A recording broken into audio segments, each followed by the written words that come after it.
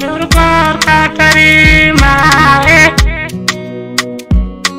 lewru yurmande tarima lewru nasumay farilla ko lewru no falli nanu none tawme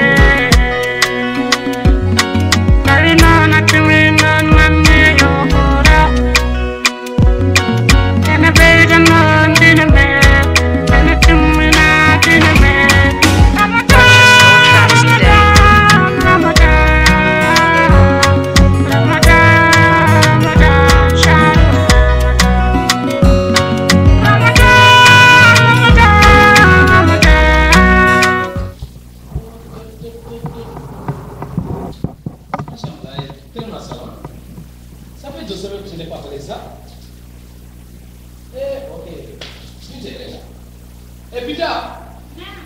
Viens s'il te plaît, viens. Viens m'emballer ça. Ça fait 2 semaines que vous n'avez pas emballé ça. Viens m'emballer ça. Voilà. Quoi? C'est pas ton affaire. Va emballer ça. Viens. Fais-moi ça. Allez, yerimayo. Papa. Quoi? Faut même oublier, non? Toi. Voilà. Il va emballer là ça. Ya, il a toi tu fou ana sellay onen ana cer nade mum ndesu ana fi sappa yadde to wona ati tap tap mi jona yahan ati medis na ko fen ko tay o yahay aya e mi série Allah ya o wayni de buri sa o so tada o bisu ko fadam tan la timi ni mo bale sa o ya ha ne kan pas o ya ha o tuli wajam ene jula ene hot te yimul ko dum ko ci ni c'est zen toi c'est nan bes bebe o ha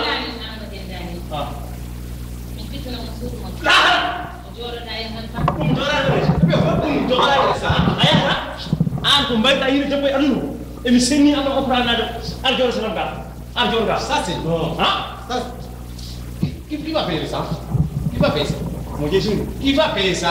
Mais maintenant, ça me dit quoi les faire? Mais non, c'est moi qui va payer.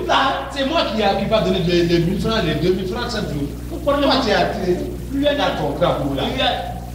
Pas me parler ça. Oh, il est celui-là. Il va aller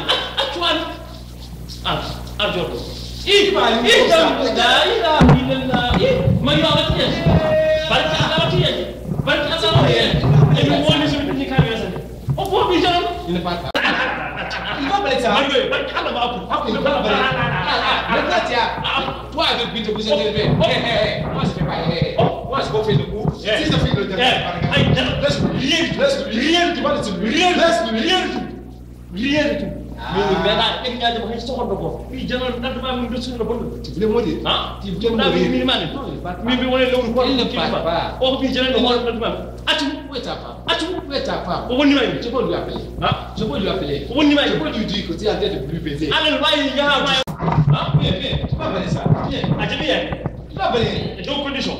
Pardon. On va le prendre grand. Pourquoi je reste là-bas? Pourquoi je reste là-bas? Grand. Je ne faisais rien. Mais voilà. Eh, pas de souci. Attends-moi. Va appeler.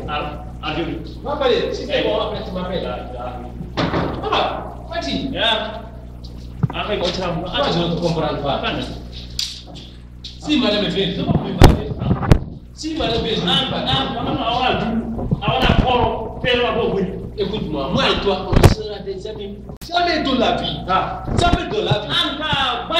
C'est toi ça, ne me dis pas ça. Ne me dis pas ça.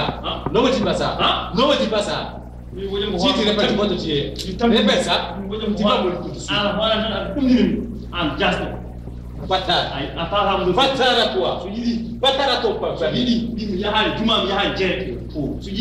Si madame vient, je peux lui parler. Pas ça. Il faut parler ça. Madame vient, je viens. Allez, c'est moi qui paye ça. Moi, je peux laisser ici. Si madame vient, je peux il voulait que je parle là-bas et tu vas aller pousser avec madame. Madame, il va connaître ça. Tu vas. Tu n'es pas sérieux. Tu n'es pas sérieux. Tu n'es pas sérieux.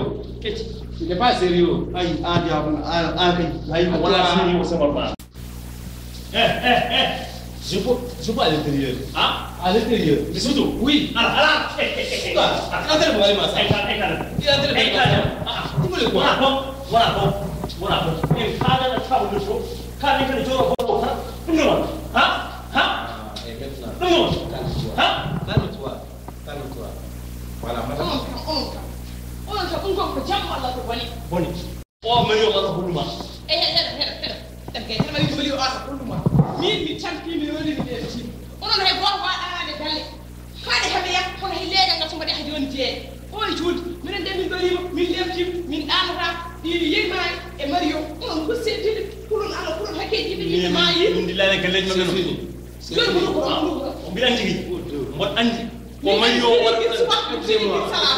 Qui va payer ça? Qui va payer ça? Qui va donner son plus de l'argent pour vous manger?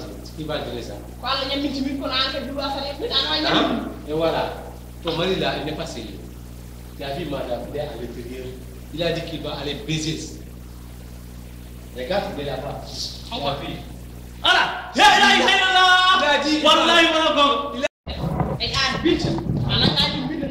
Bintu ko sekilam ko bi neena Wallahi. ko mi yidum ko do doy dal he Wallahi. hay mi jaba bintu di bok Eh. wala ma do ko lewu ma e kay sal biya bintu li ko Tu veux qu'il baisse? Il baisse Binta. Lui, il baisse Binta. ko be sa bintu kay woni do Il est en train de faire comme ça. Voilà, bon. Eh, il est en train de faire comme ça.